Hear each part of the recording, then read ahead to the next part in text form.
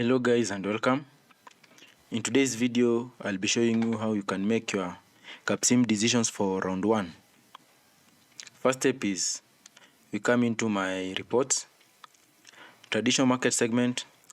Here, customers, a product with an ideal age of 2 has an importance of 47, price of between 20 and 30 has an importance of 23%, ideal positioning has an importance of 21%, reliability has an importance of 9%.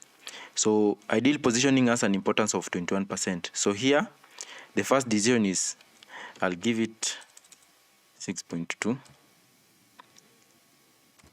and a size of, let me say, 13.8. Mean time before failure, so let us look. The mean time before failure has reliability has an importance of 9%. So I'll take the maximum reliability.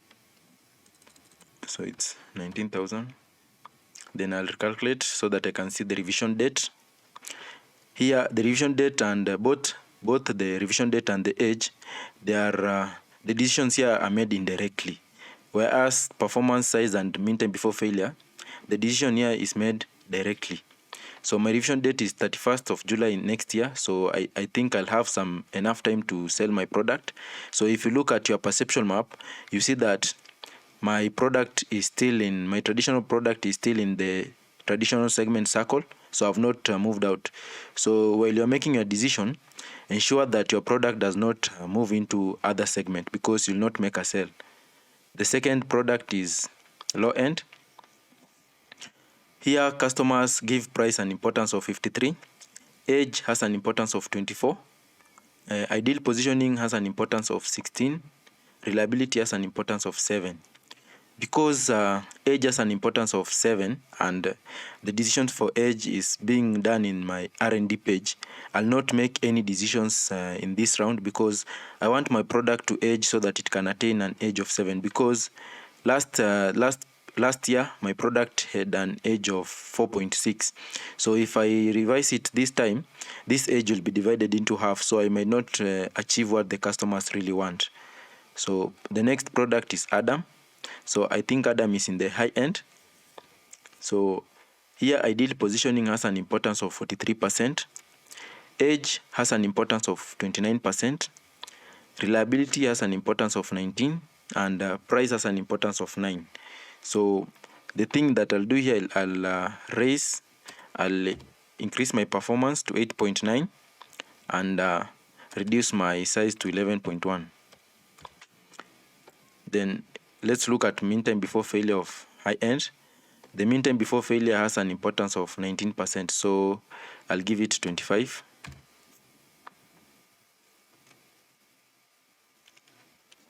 The product is coming out at 23rd of September. The next decision is for aft. Aft is in the performance. So here reliability has an importance of 43%. So the first thing that I'll do, I'll just give it a maximum reliability because customers want a product that is more reliable. Then let's go back to my performance segment. Mean time before failure is 43%. Ideal positioning is 29%. Price is 19%. Age is 9%. I'll give it so I'll give it performance of 10.5 and size of 14.8. Then for R&amp, so I'll calculate. You can see that my product is coming out in the month of October 2024. So R&amp, which is my size segment, I'll give it here ideal position has an importance of 43%. Age has an importance of 29%. Reliability 19% and price is 9%. So I'll give it performance of 4.7, then size of 9.8.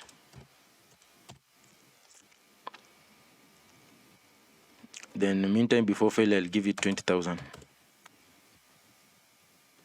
So I'll recalculate, and it's coming out on the 21st day of October 2024. Now I'll introduce a new product. Let me name it Axe. So I want Axe to have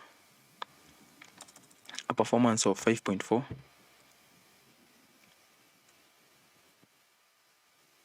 So 5.4, and a size of, let me give it a size of 8.8,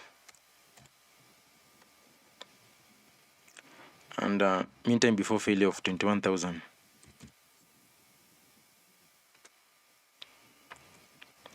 Because I want my product to compete, you can see it's just outside the segment, just outside the size segment. So I've introduced a new product in my size segment. The next step is marketing. So let me go to marketing. In my marketing page, I'll give it a pricing of 27.5, because if you look at your report, traditional product price has an importance of 23%, and I believe that most of our competitors will be reducing their prices so that they can be competitive. So I'm just trying to make my price more competitive than my competitors. Then this one I'll give it 20.5. Then Adam, I'll just leave it the way it is. Aft, because if you look at Adam, which is high end, price has an importance of 9%, meaning the customers in my high-end segment, they'll be able to, they are willing to pay for the price that I'll set for my product. Then after I'll give it, I'll raise the price to 34.5. Then again, this one I'll give it 34.5.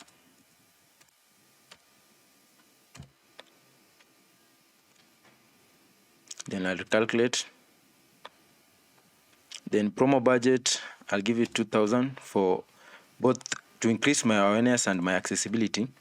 I'll give them budget of 2,000 for all the areas in terms of promo and sales.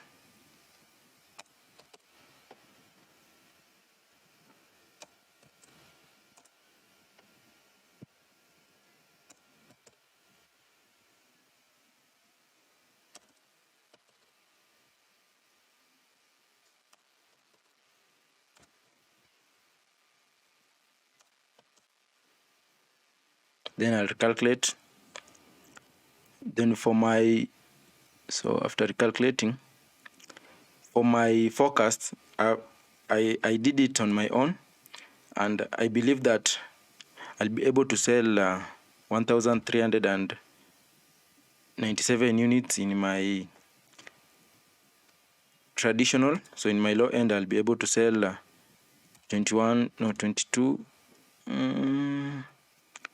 I got it was 1,879.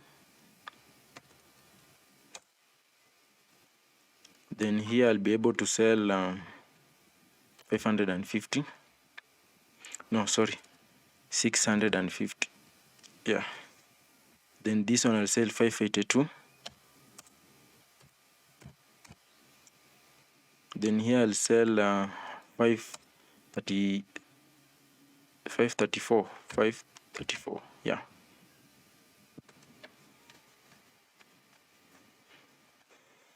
Then you come into my production, because after you have done with marketing, the next part that you'll go to is the production, so that you can schedule the amount of units that you will be able to produce. So here I'll give it, let me say 1,200,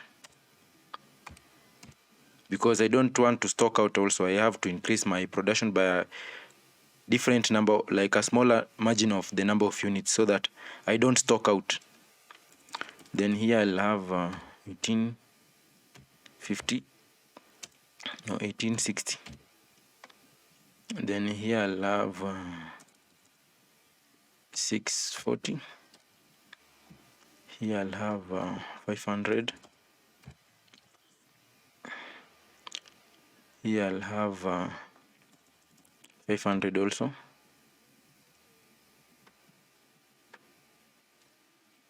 Now for the new product, since I don't have capacity, I can't produce it, so I'll go into my physical plant because I want to increase my capacity, and so I'll buy a capacity of 300 and give it an automation of 3 also.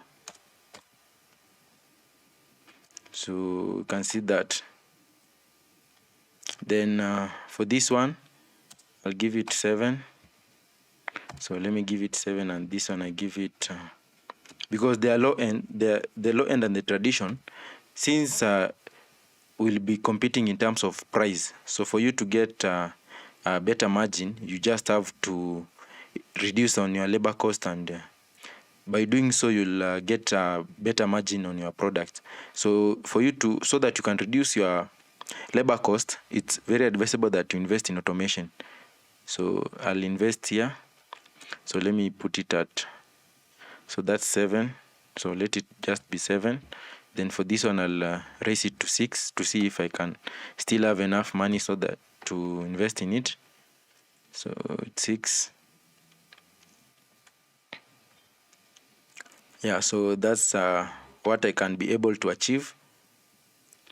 Let's go to my, and I feel like I might not be able to achieve to reach this full capacity of 1800 first shift. I just want to sell some capacity because some capacity are idle, so I'll sell 300 there. Then again for this one, I'll sell yeah, so let me just sell 300 there. Then for performance, I'll increase to 4. Automation, I'll increase it to 4.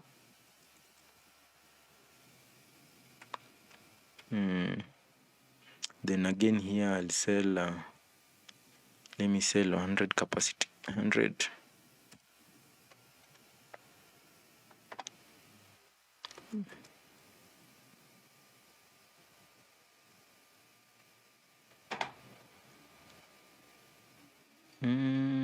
Let me not sell 100. Let me just sell 300 in my traditional.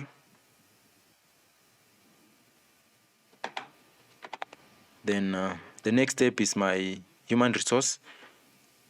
I can't be able to make decisions in my human resource because I can't invest in my recruiting spend or training hours. So the next step is my balance scorecard to see how I have performed. Here profit is 0.5 out of 9, total of 47. So my leverage is 8.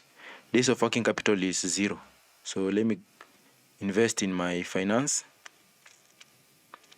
So here you can see that I'm projecting to have a deficit. So this will result in me getting emergency loan. So I'll come here. Let me invest 89.94. Then here I'll invest 5,000. So I'll recalculate.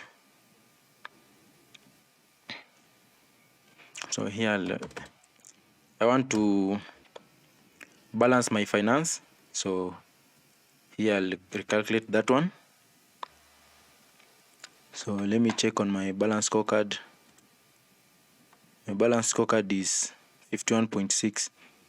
So my contribution margin is still low because most of my profit is being used in developing my plant. So that's it for today, guys. If you feel you have any question, just reach me on the contact on your screen, and for sure I'll get back to you and see how I can help you.